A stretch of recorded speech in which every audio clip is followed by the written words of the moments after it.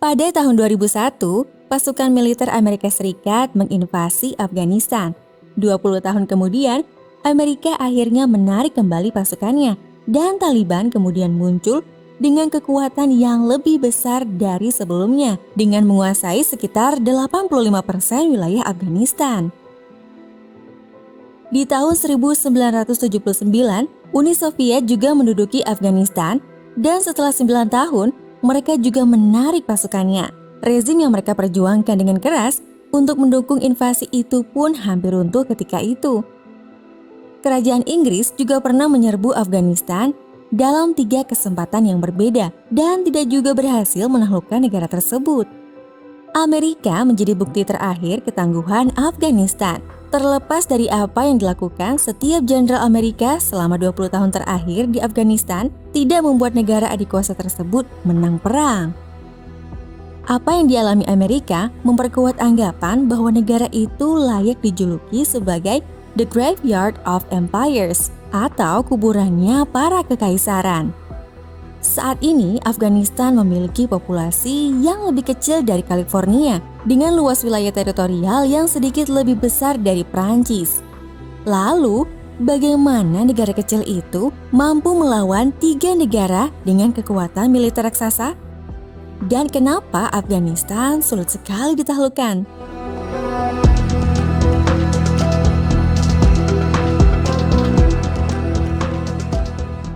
Banyak sekali jawaban dari pertanyaan tersebut. Tapi mari kita mulai dengan jawaban yang paling mudah dimengerti dan mungkin yang paling jelas, yaitu kondisi geografis. Pertama dan terpenting adalah medan. Negara ini seperti semangkuk besar padang pasir, dikelilingi oleh beberapa puncak tertinggi di dunia. Pasukan apapun yang tidak dapat dihancurkan oleh seorang penyerbu bisa menghilang ke pegunungan dan menyembuhkan luka mereka sampai musim pertempuran berikutnya tiba. Realitanya, Afghanistan tidak lebih dari sebuah ekspresi geografis. Batas negara itu dibuat secara sewenang-wenang oleh pihak asing yang berkuasa selama berabad-abad lalu. Populasi yang kecil itu terdiri dari 14 kelompok etnik yang berbeda serta beberapa suku. Sebagian besar dari kelompok tersebut yaitu Uzbek, Tajik, dan Pashtun tidak mau mengakui perbatasan yang dibuat oleh orang-orang barat ratusan tahun lalu yang menurut mereka sangat kecil. Etnis Pashtun menjadi etnis terbesar dengan populasi hampir setengah wilayah Afghanistan, tapi 2/3 dari etnis tersebut menghuni wilayah yang berbatasan dengan Pakistan atau dalam kelompok minoritas yang ada di negara tersebut. Perbatasan antara Afghanistan dan Pakistan membentang di antara wilayah etnis Pashtun dan membagi sekitar 60 juta orang-orang Pashtun ke dalam 2 negara ini. Perbatasan itu dibuat secara tidak resmi oleh Kerajaan Inggris pada tahun 1893 dan sampai saat ini tidak ada satupun pemerintahan yang ada di Afghanistan yang secara resmi mengesahkan perbatasan tersebut. Perbatasan itu terdiri dari jajaran pegunungan di pedalaman. Jadi memantau perbatasan itu dari sudut pandang pemerintah Pakistan selalu jadi hal yang sangat menantang. Kondisi ini membuat orang-orang Pashtun leluasa melakukan pemberontakan di wilayah Afghanistan karena memiliki kelebihan dengan begitu mudahnya lolos melewati perbatasan yang dihuni oleh etnis mereka sendiri di wilayah Pakistan. Memperluas pasukan dengan merekrut sebanyak mungkin orang, lalu kembali memasuki wilayah Afghanistan dengan kekuatan penuh dan siap tempur. Baik orang-orang Afghanistan maupun Taliban mengenali perbatasan ini secara sah, dan setiap harinya ada sekitar 235 orang melintasi perbatasan ini melalui pegunungan di antara kedua negara itu. Perbekalan obat-obatan, uang, dan berbagai macam barang persediaan lainnya bisa dengan mudah diselundupkan ke dalam Afghanistan melalui Pakistan. Dan ini bisa lebih mudah lagi jika dilakukan oleh orang-orang Pashtun di Pakistan yang menjadi lebih bersimpati dengan orang-orang Afghanistan atau Taliban. Hal ini membuat banyak orang menganggap bahwa perbatasan Pakistan dan Afghanistan itu seperti perbatasan paling berbahaya di dunia. Sebagai usaha mengantisipasi bahaya tersebut, Pada akhir Juni 2020 lalu, Pakistan telah selesai membangun pagar pembatas di sepanjang perbatasan untuk menghentikan semuanya dan telah melarang perlintasan di lokasi yang diakui secara hukum. Tapi ini justru awal yang membuat Afghanistan menjadi wilayah yang hampir mustahil untuk ditaklukkan. Lihat saja peta ini. Afghanistan hampir tertutup dengan daratan. Jadi untuk mendapatkan pasukan dan persediaan di sana, melakukan kerjasama dengan setidaknya 1 dari 6 negara yang berbatasan langsung, yaitu Iran, Turkmenistan, Uzbekistan, Tajikistan, Cina, dan tentu saja Pakistan. Tapi meskipun bisa melintasi 1 dari negara tersebut dan bisa sampai di perbatasan Afghanistan, kalian akan menemui medan yang sangat menantang. Meskipun berada di tengah-tengah benua paling padat di dunia, Afghanistan selalu terisolasi, terpencil, dan memiliki penduduk yang sangat sedikit. Di sini juga terdapat puncak tertinggi dari pegunungan Hindu Kush yang menjadi salah satu gunung tertinggi dan terbesar di dunia. 75% wilayah Afghanistan dipenuhi oleh pegunungan dan hampir setengah dari pegunungan itu memiliki ketinggian di atas 2000 meter. Yang membuat Afghanistan menjadi salah satu di antara negara yang memiliki pegunungan terbanyak di dunia, sekaligus negara yang paling terisolasi. Pegunungan tinggi ini berdiri layaknya dinding alami yang mencegah penjajah masuk, tapi juga membuat kelompok mereka terpisah dan menyulitkan penyaluran perbekalan. Ini adalah faktor yang sangat sulit untuk diatasi dari sudut pandang para penjajah. Ada lusinan bukit yang berbaris secara zigzag di antara pegunungan di Afghanistan yang menjadi tempat tinggal kebanyakan penduduk di sana. Oleh karena wilayah ini dikelilingi oleh beberapa pegunungan terbesar di dunia, sudah pasti hal yang sangat sulit untuk melakukan perjalanan di antara wilayah itu. Sebagai akibatnya, masing-masing dari kelompok mereka seperti memiliki dunia sendiri di dalam wilayah Afghanistan.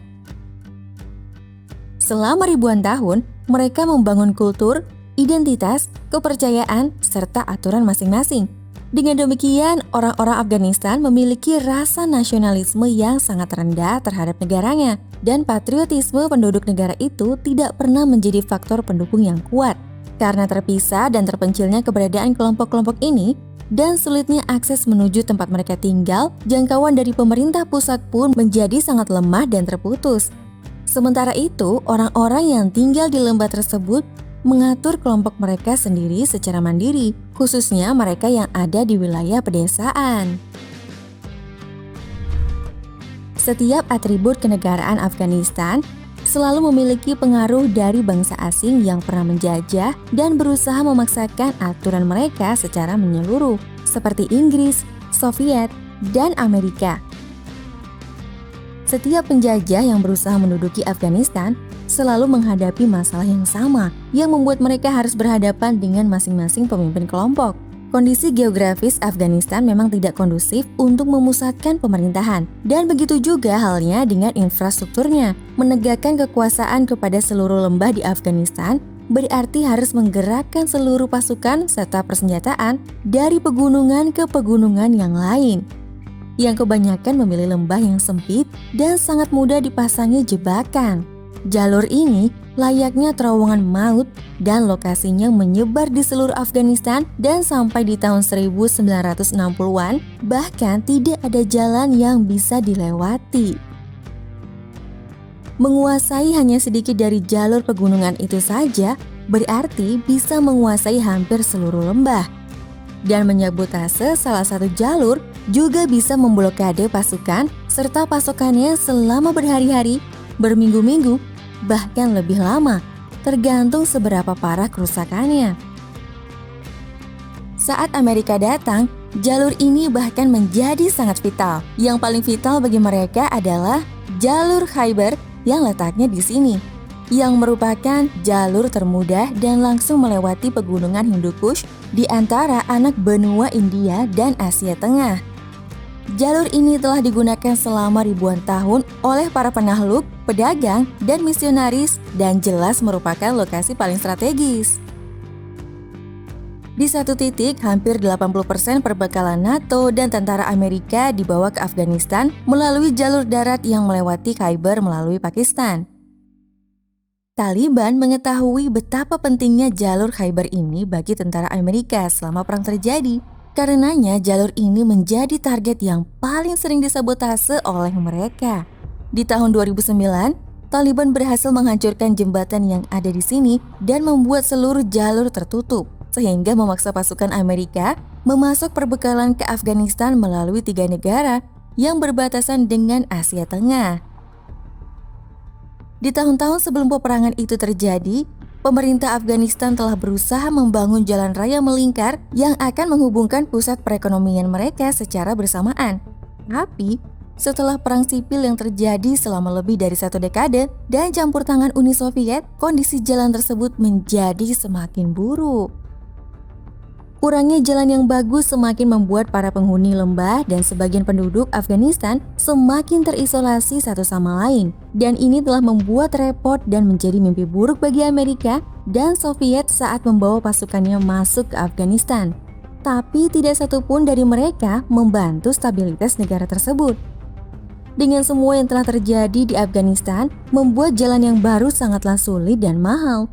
Karena medan pegunungan yang keras, cuaca musim dingin yang membuat permukaan jalan menjadi naik, membangun serta memperbaiki jalan di negara ini membutuhkan keamanan dan pembangunan jalan itu akan melalui kondisi geografis dan iklim yang keras, yang artinya ini akan membutuhkan biaya yang sangat besar. Diperkirakan sebesar 5 juta dolar per mil di beberapa lokasi. Ini adalah sebuah negara yang rata-rata penduduknya hanya menghasilkan pendapatan sekitar 500 dolar per tahun, yang menjadikan Afghanistan sebagai salah satu negara termiskin dan kurang berkembang di dunia. Membangun konstruksi jalan dalam 1 mil saja di Afghanistan bisa sebanding dengan gaji per tahun sekitar 9.800 orang Afghanistan. Jadi jelas saja membiayai proyek ini harus mendapat biaya dari luar negeri. Pada akhirnya Afghanistan memang sebuah negara yang mudah dijajah dan dikuasai, tapi hampir mustahil untuk bisa mendudukinya dalam jangka waktu yang lama.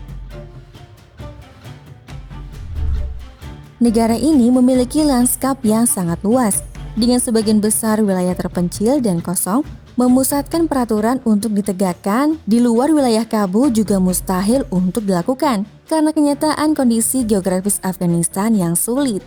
Membangun bangsa secara inheren juga merupakan sesuatu yang mustahil karena nasionalisme di antara penduduk Afghanistan yang memiliki beragam etnis dan suku sangatlah lemah dan sangat berbeda dengan ide bangsa-bangsa barat. Perbatasan era kolonial Afghanistan yang dibuat oleh Inggris selama berabad-abad lalu mungkin menjadi alasan yang mendasar ketidakstabilan Afghanistan. Tapi, negara ini sudah tidak stabil jauh sebelum campur tangan kolonial Inggris. Selama 43 tahun, Afghanistan telah terlibat peperangan terus-menerus dan ini merupakan kisah yang sangat kompleks untuk diceritakan. Dari revolusi komunis yang memaksakan konsep ateisme negara kepada salah satu negara paling konservatif dan religius, hingga invasi dan pendudukan Uni Soviet, perang saudara, lalu kemudian invasi Amerika dan NATO, dan akhirnya pendudukan Amerika berakhir setelah 20 tahun. Alasan lain mengapa tidak ada yang bisa menaklukkan Afghanistan adalah karena setiap penjajah harus benar-benar menundukkan penduduk. Seperti yang aku katakan di awal, Afghanistan dihuni masyarakat yang beragam. Banyak suku seperti Pashtun, Turkmen, Balok, Palau, Tajik, dan Uzbek yang semua memiliki karakter dan kesetiaan serta militansi yang sangat kuat. Tidak usah bicara bagaimana kesetiaan Taliban atau Mujahidin. Seorang Afghanistan akan sangat setia pada klan, suku, unit, ulama, dan pemimpin suku ataupun pemerintah. Bayangkan bagaimana caranya menundukkan 34 juta dari mereka ketika menyerang Afghanistan. Mengalahkan orang-orang itu dalam pertempuran sengit juga sangat sulit. Tidak percaya? Tanyakan kepada Inggris. Membantai mereka juga tidak berhasil. Tidak percaya? Tanyakan pada Uni Soviet. Menggunakan senjata modern dan disertai dengan pendekatan politik juga mentah. Tidak percaya? Tanyakan ke Amerika. Kamu tahu, logika akan membawamu dari A hingga Z, sedangkan imajinasi dapat membawamu ke semua tempat dan di sini kamu bisa menemukan apapun di dalam planet ini. Seperti biasa, jika kamu mau aku membahasnya, silahkan tulis di kolom komentar ya. Sampai jumpa lagi di video selanjutnya. Oke, terima kasih. Bye-bye. Some fulfill the needs and some will deal for freedom. Some will fall for greed and some will kill for freedom, for freedom. I won't leave you alone, I won't let you go, I will bring you back, I will find you a home. When the darkness comes, I will fight it out for freedom, for freedom. Angels cry and you're wondering why you're stumbling alone and have no place to go. When your tears run dry after crying all night, I will build you a home.